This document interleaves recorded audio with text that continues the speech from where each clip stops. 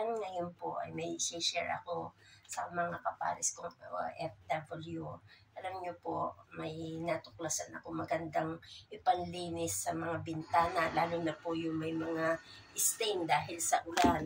Kapares po nito, kasi itong bintana na ito, yan po yung bintana. Kita niyo po yung stain ng ulan. Yan po ay hindi ko pa nilinis dahil every Friday ko po yan nililinis. May natuklasan po ako na ginagamit na simpleng gamit sa paglilinis para matanggal po ng stain. Lalo na po yung stain ng mga tubig sa CR, yung sa glass ng shower room.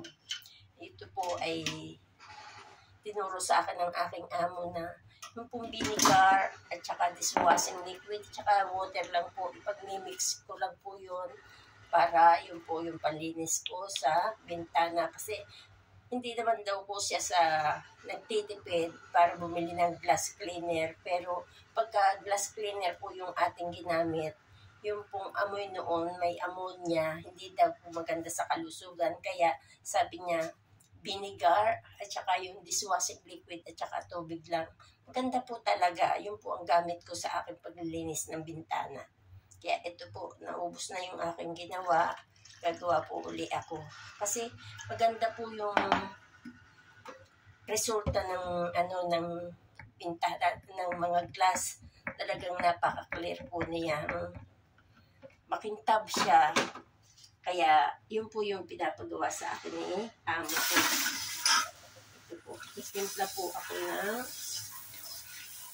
ating gagawin panlinis sa araw na ito.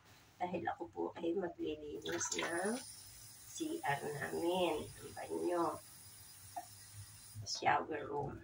Basta ko po binubuhos lang yung vinegar at saka yung dishwashing dito sa sprayer.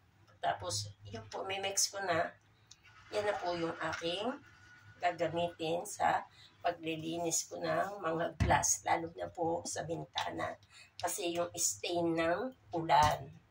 Kaya, itry nyo din po. Wala pong masama na subukan para din sa malinis na glass natin. Pakita ko po sa inyo yung bathroom namin. Yan po, nung ako may dumating dito, puro stain po yan. Dahil sa tubig o sa pagtututbrush nila, yung iba nga po hindi pa naaalis lahat. Dito po sa shower, ganun din po. Pero everyday ko po siyang nililinis. Everyday ko siya nililinis. Hindi na po siya masyado may stain. Kaya ganda po ang naitulong no vinegar, dishwashing liquid at saka tubig lang po. At ang maganda po doon, safe pa sa aking kalusugan dahil hindi ko po naaamoy ay mga chemicals.